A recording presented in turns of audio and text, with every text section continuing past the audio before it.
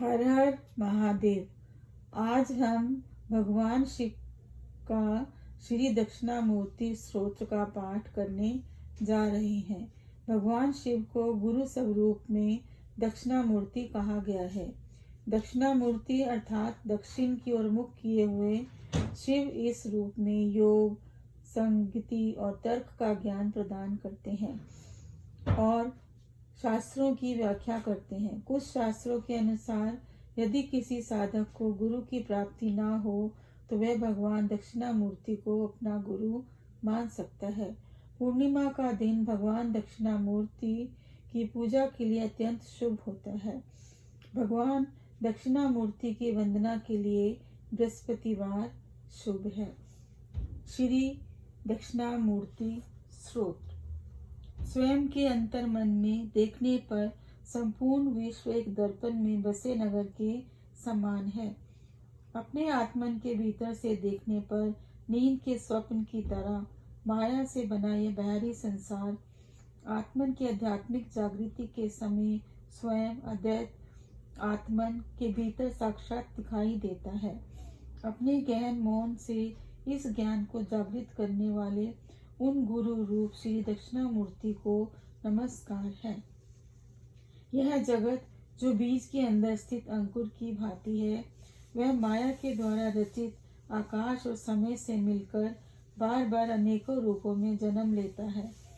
वे महायोगी जो एक मायावी की भांति अपनी इच्छा मात्र से इस जगत की गतियों को नियंत्रित करते हैं, मैं अपने गुरु के रूप में उन श्री दक्षिणामूर्ति को नमस्कार करता हूँ, जिनका स्पंदन गति ही सदगति चित आनंद की प्रकृति को दर्शाता है, जिनका वास्तविक रूप एक आभासी अवास्तविक रचना लगता है, जो अपने आश्रितों को साक्षात ही तत्त्वम् असि का वेद वचन सुनाते हैं, जिनका साक्षात ज्ञान प्राप्ति कर व्यक्ति फिर कभी जन्म और मृत्यु के समुद्र में नहीं फंसता। मैं अपने गुरु के रूप में उन श्री दक्षिणामूर्ति को नमस्कार करता हूँ। जिस प्रकार कई छिद्रों वाले बर्तन में रखे एक चमकते दीपक की रोशनी उस बर्तन के बाहर से चमकती दिखती है, इसी प्रकार मात्र उसका आत्मन का स्वयं का ज्ञान हो जाने से मनुष्य की आंखें भी बाहर से चमकती दिखाई देती हैं। मैं जानता हूँ इस रूप में जिस अकेले के प्रभा से समस्त जगत प्रभावान होता है, मैं अपने गुरु के रूप में उन श्री दक्षिणामूर्ति को नमस्कार करता हूँ। जो लोग देह, शरीर, प्राण, इंद्रियों, प्राचाल, गतिमान, बुद्धि या परम शून्य को ही मैं का अर्थ मानते हैं, वे एक भोली लड़की की भांति और अंधे होकर भी अपनी बातों को जोरों से बोलते रहते हैं। माया शक्ति और विलास में पैदा हुए इस महान व्योम को नष्ट करने वाले अपने गुरु के रूप में मैं श्री दक्षिणामूर्ति को नमस्कार करता हूँ। जैसे सूर्य और चंद्रमा को राहु द्वारा ग्रहण किया जाता है, वैसे ही माया के द्वारा ढके हुए इंद्रियों के हट जाने पर अजन्मा सोया हुआ पुरुष प्रकट हो जाता है। ज्ञान देते समय जो यह पहचान करा देते हैं कि पूर्व में सोए हुए यह तुम ही थे, उन श्री दक्षिणामूर्ति को गुरु रूप में नमस्कार है। बाल्यावस्था में, अन्य अवस्थाओं में, जागते हुए या निद्रा आदि जीवन की सभी अवस्थाओं में जो आत्मन शरीर के भीतर दीप्त रहती है, वह सभी नियमों से मुक्त लेकिन हर समय उपस्थित रहती है, जो अपने भक्तों को चिन्ह मुद्रा के माध्यम से इस आत्मन का ज्ञान कराते हैं।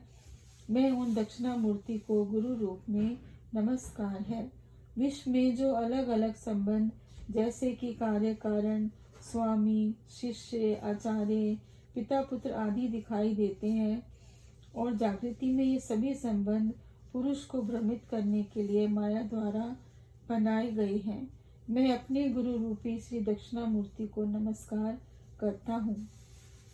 पृथ्वी, जल, अग्नि, वायु, आकाश, सूर्य, चंद्र और जीव ये 8 उस आत्मन के रूप हैं जो चर अचर रूपों में विद्यमान है। इस आत्मन के अतिरिक्त संसार में कुछ भी नहीं है, यही सर्वव्यापक है। अंतर्वन में लीन जोगी इसे ही विश्व का सार मानते हैं।